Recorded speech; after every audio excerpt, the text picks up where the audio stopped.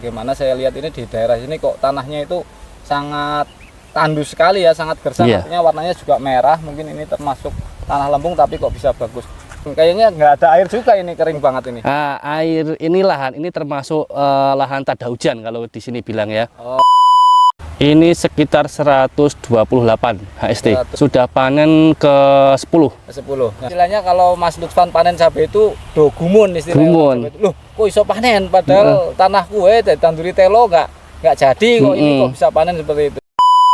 Jadi pemirsa, ini adalah contoh tanaman yang layu ya. Nanti kita mau cari tahu juga beberapa penyakit yang sering kita temukan pada tanaman cabai.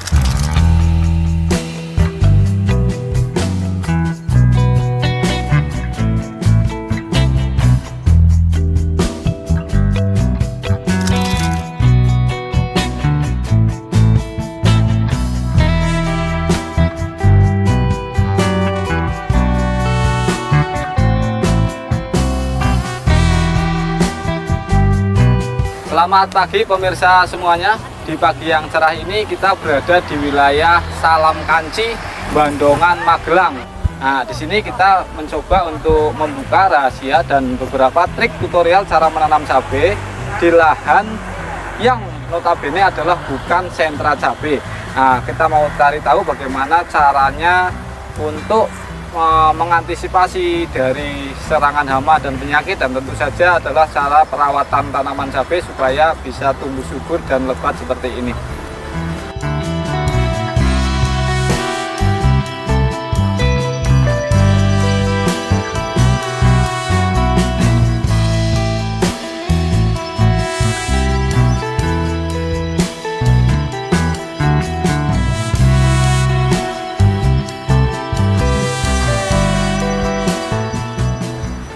Ya, di sini kebetulan sudah ada petaninya, pemilik lahan cabai tersebut. Mas, bisa diperkenalkan diri dulu, Mas? Selamat siang. Selamat siang, Pak. Halo, nama saya Lutfan, saya petani cabai dari Salam Kanci, Bandongan, Magelang. Oh iya, ini Mas Lutfan ya, petaninya dari Salam Kanci. Nah, bisa diberitahu mungkin kepada pemirsa ini tanaman cabai rawit merek apa, mungkin jenis apa, Mas? Untuk cabai rawit ini saya menggunakan varietas Halbaru dari Halbanero. Ya, ini berarti tipenya adalah merunduk ya? Iya. Terus ada lagi mungkin di lahan yang satunya atau ada lagi? Ada lagi yang di atas itu kaliber, roket, campur, itu ada serasi juga. Oh, ada berapa macam-macam varietas ya. Jadi Mas Lutfan itu mencoba menggunakan banyak merek untuk uji coba di daerah yang belum banyak ditanami cabai. Mas, kita lebih baik kita duduk aja untuk supaya ngobrol ya, kita lebih jelas supaya untuk cari tahu bagaimana caranya menanam cabai di lahan tandus. Mas Lutfan, ngomong-ngomong ini tanamannya umur berapa? Ini sekitar 128 HST. 128 berarti 4 bulan ya? 4 bulanan. 4 bulan sudah panen ya? Sudah panen ke 10. 10. Dan kebetulan juga di sini ada yang sedang petik ke 10 kalinya. Kemarin yang pertama dapat berapa, Mas? Yang pertama itu cuma sedikit ya, kurang lebih berapa ya? Untuk kiloannya saya lupa, tapi pas saya jual itu harganya pas lagi rendah-rendahnya. Oh, berarti pas panen itu pas harganya 16.000 per kilo. 16.000 per kilo. Sekarang mungkin agak naik ya? Sekarang lumayan, semalam itu nyampe 55 per kilo. Oh, 55.000 ya. Saya lihat juga ini kok yang merah sudah sedikit, berarti kemarin habis dipanen juga. Iya, nah untuk cabai Halbaru ini dari tengkulak atau pengepulnya itu kalau untuk panen itu dia semburat merah, jadi tidak terlalu matang. Oh, jadinya minta panennya itu lebih gasil. Lebih gasil ya. Jadi interval maksimal itu 3 hari sudah panen. 3 hari ya sudah panen ya. Berarti ya. Ini beberapa ini kan pemirsa mungkin akan lebih tahu ya nanti bagaimana saya lihat ini di daerah ini kok tanahnya itu sangat tandus sekali ya, sangat gersang. Artinya warnanya juga merah. Mungkin ini termasuk tanah lempung tapi kok bisa bagus. Nah, terus ngomong-ngomong dari Mas, dari awal pembuatan bedengan ya, mungkin bisa diceritakan Mas, ini pakai manual apa pakai mesin, Mas ini? Ini pertama saya pakai mesin. Yang kedua itu saat pembuatan bedengan itu menggunakan manual, tenaga orang, cangkul biasa. Tanahnya keras sekali. Keras sekali. Bisa lihat. Terus pengairan, kayaknya nggak ada air juga ini, kering banget ini. Nah, air ini lahan ini termasuk lahan tak ada hujan kalau di sini bilang ya. Oh. Tapi kita sudah buat berapa tandon, yaitu kolam air itu 2. Nah, saat air itu ada kita isi penuh. Oh. Jadi air itu ada tapi rebutan.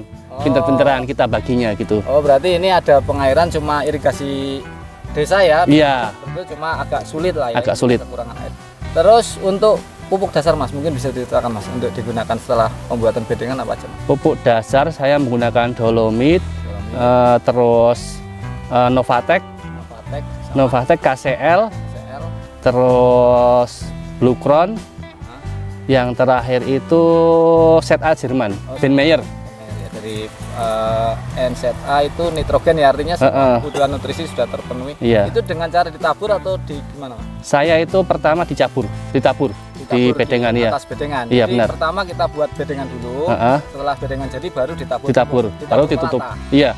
Ditabur melata. Oke, sekarang berarti untuk sistemnya adalah pupuk kandang mungkin pakai nggak? Pupuk kandang pakai cuma sedikit tapi. Sedikit ya. Di lubang tanam apa ditabur juga? Tabur juga. Tabur juga ya. Berarti untuk pupuk dasarnya menggunakan NPK plus pupuk kandang ya. Iya. Terus untuk masalah jarak tanam yang digunakan Mas berapa? Jarak tanam ini kurang lebih 45 sampai 50 cm. 50 cm ya. Iya. Dengan mulsa Mulsa 120. 120. Tinggi bedengannya sekitar berapa Mas ini? Ini itu tadinya tinggi. Tapi karena kemarin tuh pas awal-awal hujan jadi sempat ambles. Iya, ambles. Karena karakter tanahnya di sini memang kayak gitu. Oh iya. Berarti tadinya 50 cm kan? 50 cm sekitar. Tinggal sedikit kan?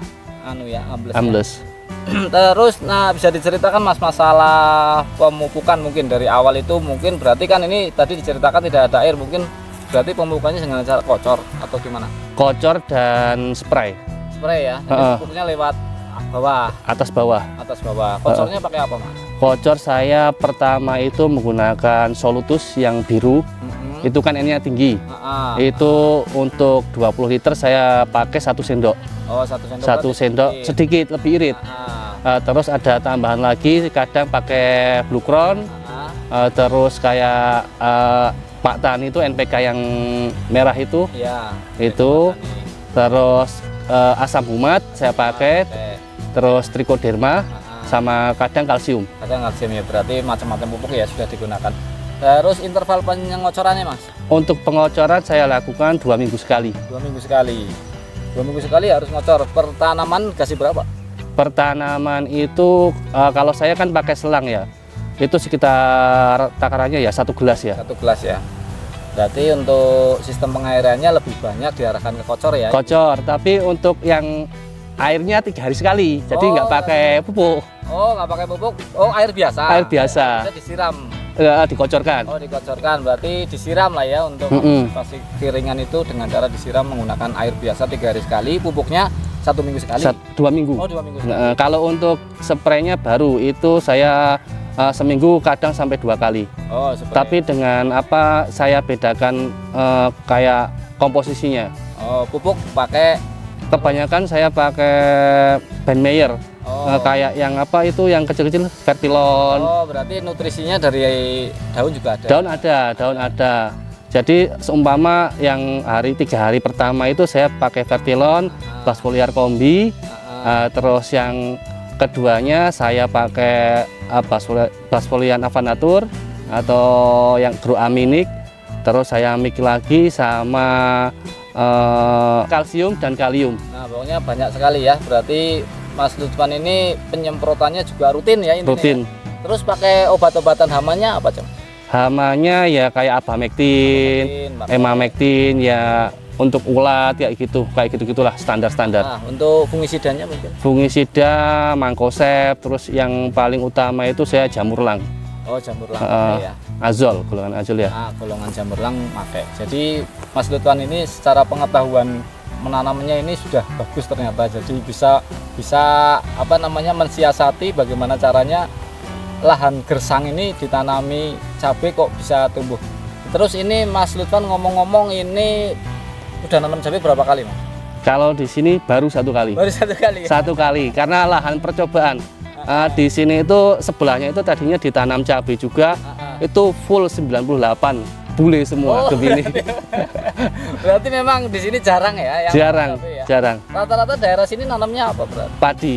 Padi sama kalau Ya paling singkong. Singkong ya. Heeh. Berarti biasanya Mas Lutfan di daerah ini tanami padi sama singkong. Singkong. Mas Lutfan ini bisa dibilang adalah pertama kali ya artinya. Pertama kali. Ya ada beberapa tapi ala ora. Ibaratnya kalau orang Jawa gitu kan, nanam tinggal, udah panen sedapatnya. Panennya nggak banyak. Nggak Tapi banyak. ini adalah salah satu contoh mungkin ya bisa dibilang.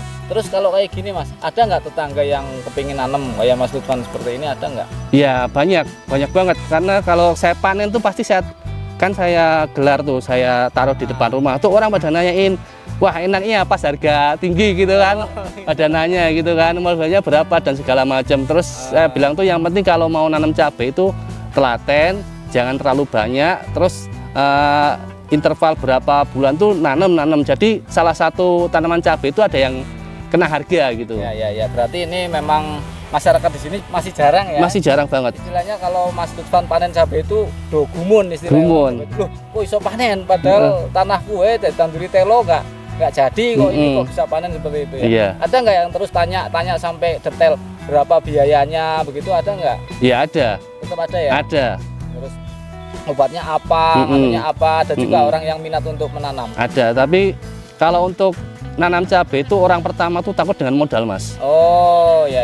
Pasti gitu, karena ya kayak mulsa harganya mahal kan, pengolahan lahan, pupuknya juga mahal. Jadi banyak pertimbangan kalau menanam cabai itu. Apalagi tanya di sini kan bisa dilihat kayak gini. Ya. Terus untuk berarti modal itu ini tanaman berapa ngomong-ngomong? Kalau untuk hal baru ini kurang lebih ya 1.000 batang ya kurang lebih ya. 1.000 batang. Jadi total luasan dengan tanaman yang merek lain mungkin ada? Merek lain ya sama, satu peta ini ya 1.000 batang. Berarti totalnya ada? Kurang lebih itu 4.500-an ya. 4.500-an. Sekali tanam langsung 4.500 dengan gambling istilahnya, jadi apa enggak itu belum tahu ya pada saat belum tahu. Yang penting mantep aja. Yang penting mantep aja. Dengan penanaman segitu kira-kira modal yang diperlukan berapa sebenarnya? Ya untuk saya boros-borosnya ya itu sekitar hampir 30 juta ya kurang lebih ya. 30 juta ya? Iya, karena kan lahan juga ngontrak dan kita juga beli kayak mesin semprot itu kita beli baru. Jadi yang membekak di situ modal awal. Oh, termasuk lanjaran. Ajir gitu kan baru. Itu sudah termasuk sama tenaga kerjanya? Tenaga kerja sudah. Sudah. Tapi belum termasuk tenaga panen ya? Belum itu sendiri. Karena awal-awal tuh saya terjun sendiri, Mas. Jadi yang ngocor itu mulai umur 0 HST sampai 60 tuh saya. Setelah itu kan saya udah nggak sanggup kan karena ada kesibukan lain, saya bayar tenaga. Oh, bayar tenaga berarti kurang lebih kalau saya hitung itu 30 juta dibagi 5.000 katakanlah ya, itu sekitar 6.000 per batang. Iya. 6.000 per batang ya, kurang lebihnya ya. Kurang lebih segitu. 6.000 per batang. Nah, terus kemarin itu dapat berapa kilo terakhir petik? 3 hari sekali itu saya dapat naik turunnya itu sekitar 70-80 kilo dari 4.500 batang. Iya. Panenan keempat atau keberapa? Itu panenan ke antara 6-7 ya. 6-7 ya, sudah mendapatkan 70 kilo. Terakhir dapat harga, Mas? Yang tadi malam harga 55.000, katakanlah di 70.000 aja sekali petik itu berarti 50.000, katakanlah 70 kilo kali 50.000 berarti dapatlah 3,5 juta ya. Iya, bersih ya, bersih ya, udah dipotong sama kerja yang 5 kilo katakanlah. Iya, kerja udah dapat 3,5 juta. Nanti bisa nggak kira-kira ini 10 kali panen? Ya bisa, kalau lihat dari tanamannya bisa, karena setiap panen kita juga melakukan spray ya.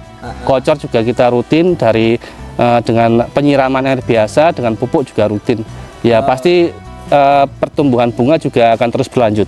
Harusnya bisa ya? Bisa. Berarti kalau itu kan baru balik modal paling 10-an juta paling ya? Iya. 10-an juta masih kurang sekitar 20 juta. Ini nanti ditarget kepetikan berikutnya ini bisa awet mestinya ya.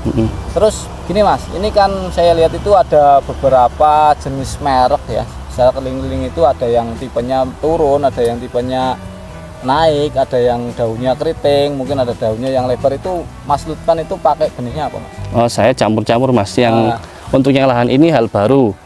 Terus atasnya itu saya pakai kaliber. Atasnya lagi ada roket, terus ada serasi juga. Oh, jadi banyak merek ya? Banyak merek campur. Jadi sekali nanam cabai langsung menggunakan banyak merek. Terus hasilnya mirip-mirip ya? Ya mirip-mirip sih, karena kan kalau benih dari pabrik itu udah diuji kualitasnya kan, jadi kita lebih mantep lah gitu. Terus ngomong-ngomong ini Mas Lutfan itu kan pertama kali nanam cabai. Ini nganunya belajarnya itu dari siapa, Mas? Oh, saya banyak, Mas. Saya tuh belajar dari ya yang lebih senior terutama ya. Terus saya juga melek ini ya, apa perkembangan zaman. Kayak media sosial saya juga ngikutin. Oh, berarti di YouTube, Facebook, kayak TikTok saya juga ngikutin. Jadi saya pelajari, oh ini kayak gini caranya, kayak gini untuk hama seperti ini ya. Kita belajar terus lah. Belajar terus. Jadi ada mentornya ya? Ada mentornya. Terus juga dari grup-grup pertanian mungkin di Facebook, di YouTube, di apa? Ada juga. Terus ini Mas Lutfan, sampean itu melihat benih itu kira-kira fanatik enggak terhadap satu merek tertentu atau enggak? Kalau saya nggak terlalu ya. Nggak terlalu ya. Yang penting itu perawatan sih. Yang penting perawatan tadi ya. Perawatan tadi yang kunci utama itu perawatan. Ya benih otomatis kan kalau dari pabrik sudah ya kita percaya kan sudah teruji lah. Tinggal perawatan saja. Tinggal perawatan saja. Terus ini Mas Lutfan, kalau misalnya itu ada nanti pemirsa itu pingin tahu, pingin membeli benih-benihnya itu bisa di mana, Mas? Nah kebetulan saya juga ada toko online kan. Oh, jadi Mas Lutfan itu buka toko? Buka toko juga. Buka toko tapi nggak offline lah, lebih ke online. Oh, lebih ke online. Karena waktu terbatas juga kan di lahan juga. Nanti bisa didapatkan di situ. Oh, ada ya? Ada, itu benih apa aja ada. Nama toko online-nya apa? Ontran Tani TV. Oh, Ontran Tani TV. Jadi saya lihat juga kemarin pernah juga di YouTube ada ya? YouTube ada juga. Oh, YouTube ada. Jadi untuk apa namanya promosinya itu lewat YouTube. Ya, kita promosi itu lewat media sosial, nggak cuma YouTube, TikTok, Facebook juga kita promosi. Oh, berarti untuk para pemirsa itu semuanya kalau mau beli itu bisa di tokonya Mas Lutfan itu ternyata punya toko. Dari tadi saya saya ajak ngobrol, ternyata kok pengetahuan tentang pertanian ini sangat tinggi sekali. Jadi memang istilahnya ini adalah petani gaul lah, petani muda yang gaul. Jadi melek teknologi, juga punya toko juga, dan ini nanti bisa membeli di tokonya Mas Lutfan ya. Tapi namanya diulang lagi, Mas, namanya Ontran Tani TV. Ontran Tani TV ya. Yeah. Mungkin di sosmed ada, di toko-toko marketplace juga ada Ontran Tani TV, mungkin bisa dicari lah untuk membeli jenis-jenis benih yang ditanam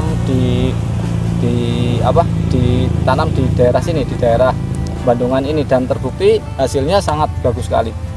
Mas, ini berarti sampean punya toko, terus sampean mau membuktikan sendiri apa yang dijual gitu ya? Iya, kalau ada produk baru, terus yang katanya itu yang tahan Gemini atau gimana itu produktivitas tinggi, saya tanam sendiri, saya buktikan langsung. Jadi memang untuk sebagai pembuktian. Iya, jadi kalau nawarkan barang tuh nggak cuma kita modal katanya, ini loh kayak gini. Faktanya ada.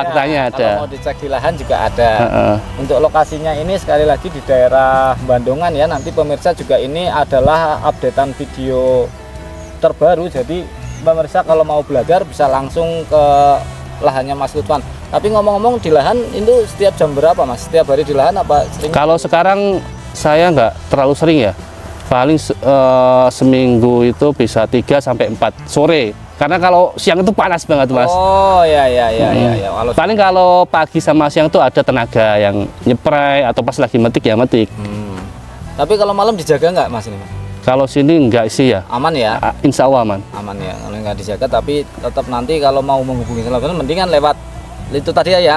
Cari aja Ontran Tani TV. Lewat media sosial Ontran Tani TV nanti bisa. Beberapa kontaknya ya.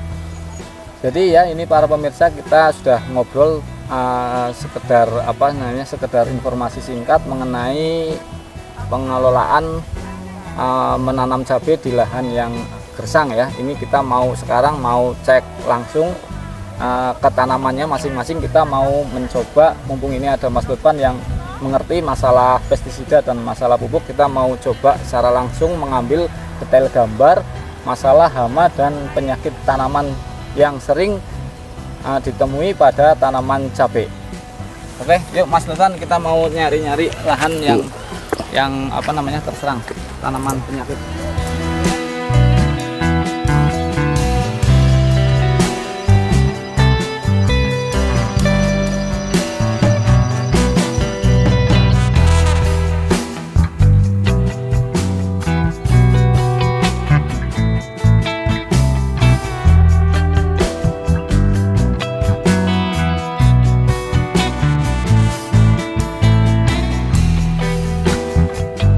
Jadi ini pemirsa, di sini kebetulan ada tanaman yang layu ya. Mungkin Iya. ini bisa dijelaskan Mas, secara apa? Dari segi Mas yang tahu ini layunya kenapa Mas? Kalau ini menurut saya layu bakteri ya. Layu bakteri ya. Nah, karena di sini tuh lahannya kering banget. Jadi kadang tuh kalau penyiraman tuh hampir kayak layu semua. Nanti kalau setelah dikocor lagi jalan bakteri masuk. Oh, jadi untuk ini layunya karena kekurangan air gitu aja. Ya? Terus ini bisa nggak dicegah Mas? Kalau kayak gini bisa. Salah satunya bisa dikocorkan dengan menggunakan fungisida. Oh, fungisida. Fungisida yang dipakai? Kalau saya biasa yang murah ya Mancozeb lah. Mancozeb ya. Ini jadi pemirsa, ini adalah contoh tanaman yang layu ya. Nanti kita mau cari tahu juga beberapa penyakit yang sering kita temukan pada tanaman cabai. Ya Mas, bisa cari lagi Mas mungkin Mas. Oh, ini Mas, ini ada juga nih Mas. Ini kenapa Mas? Ini Mas. Nah, ini. Nah, ini pemirsa. Nah, ini. Oh, ini juga ada nih. Ini juga Mas. Nah, ini kenapa Mas? ini salah satu penyakit yang umum ada di cabai, yaitu antraknosa. Antraknos ya. Ini berarti patek Jamur. ya. Ini penyebabnya kenapa? Penyebabnya itu jamur. Terus cara mengantisipasinya? Biasanya saya menggunakan kayak merek dagang Jamurlang, terus Mancozeb kayak gitu. Kita spraykan. Caranya disebutkan ya. Ini sempat telat kita spray, jadi terserang hama. Oke, berarti ini jamur. Terus kita jamur. cari lagi beberapa. Oh, ini ada. Oh, ini apa Mas? Nah, ini jenis kutu-kutuan ini. Bisa lihat. Ini jenis kutu-kutuan. Terus apa ya Bang? Sobatnya? Nah, ini biasanya saya menggunakan rolling ya, imidor, imidacloprid dengan sama BMM Mates. Oh, abamectin. Abamectin sama imidacloprid ya. Terus mungkin yang lain? Yang lainnya tuh paling ada lagi tungau dan trip. Oh, tungau dan trip. Oh, ya, aku mau lihat trip. Trip itu seperti apa? Cari trip. Pak, kok daunnya itu bisa kuning-kuning seperti ini Mas? Nah, ini salah satunya kalau telat kita mengantisipasi atau menanggulangi hama trip atau tungau, daunnya bisa menguning kayak gini. Ini awal-awal dia itu mengkerut keriting. Oh, awalnya ini tadinya keriting ya? Gejalanya awal kayak trip, gitu. Tungau, terus pada akhirnya bule gitu aja ya? Bule, orang sini nyebutnya bule. Kena bule, ini kena bule karena kita telat dalam antisipasi penanganan hama.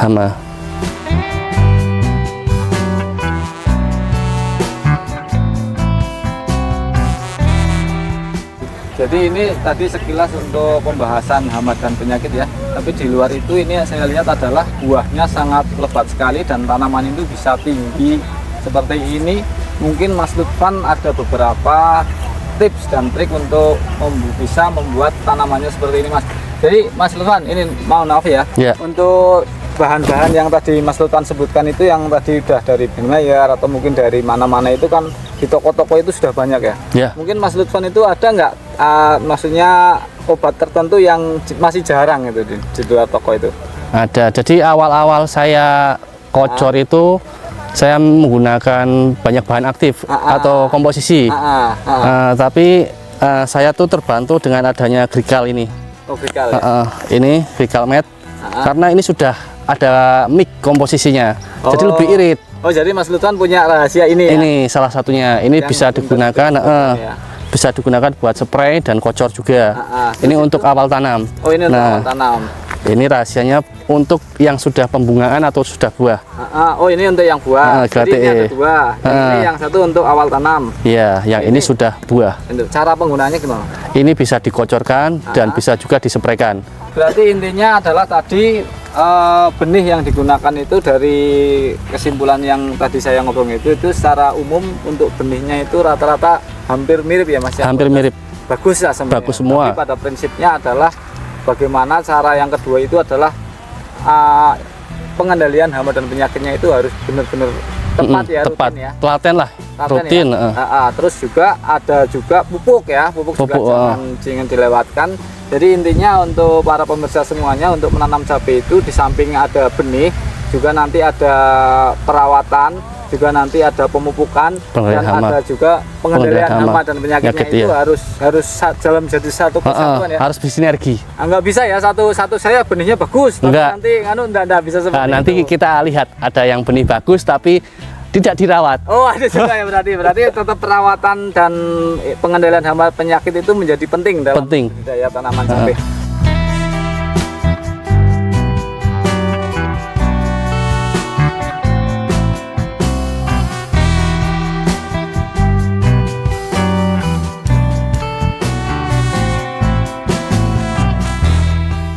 Ya, jadi ini Mas Lutfan mau menunjukkan bagaimana susahnya mencari air di daerah sini ya. Iya. Nah, ini salah satu kolam penampungan air. Ini sampai kering begini. Ini kering. Udah kurang lebih 2 mingguan lebih nggak turun hujan ini. Oh, berarti ini dari air hujan. Air hujan. Tampung di sini. Tampung sini. Nanti untuk keperluan nyemprot, untuk keperluan nyiram, ambilnya dari sini, Mas. Iya, ambil dari sini. Oh, ya. Jadi gini ya, Lur, untuk tanaman cabai itu ketersediaan air itu memang sangat penting sekali ya. Jadi Mas Lutfan itu mengakalinya karena di sini adalah lahan yang sangat tandus.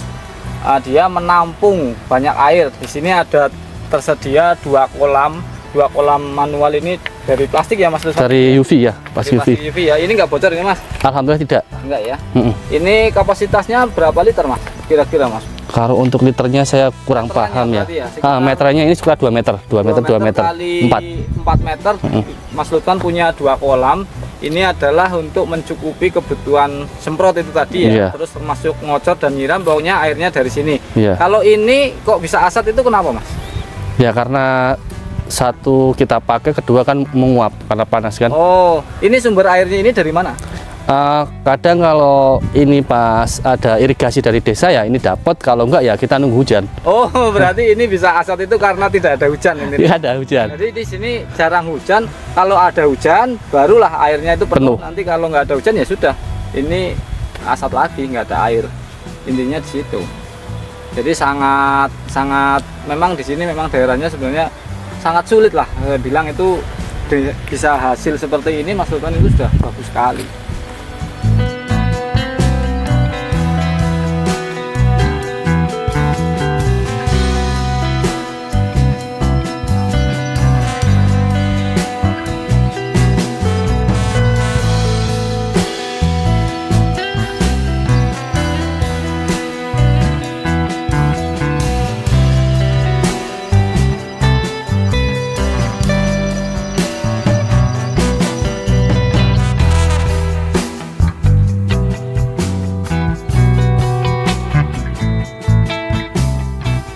Jadi pemirsa, ini bisa dilihat ya di lokasi sekitar dari lahannya Mas Lutfan.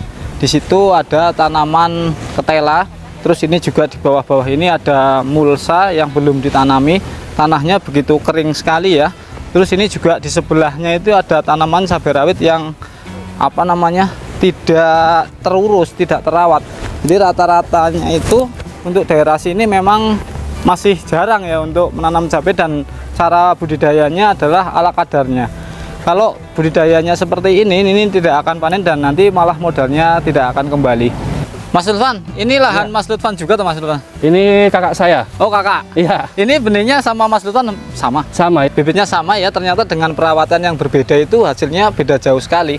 Jadi perawatan dari Mas Lutfan itu mungkin nanti bisa ditiru ya untuk para pemirsa semuanya. Dari segi cara pengendalian hama, dari segi pengolahan lahan dan lain-lain. Mungkin bisa ditiru ya, karena ini sudah ada buktinya ya bahwa untuk benih yang sama dengan lahan yang berdekatan tapi perawatannya beda, hasilnya beda ya Mas ya? Beda banget. Beda Mas ya.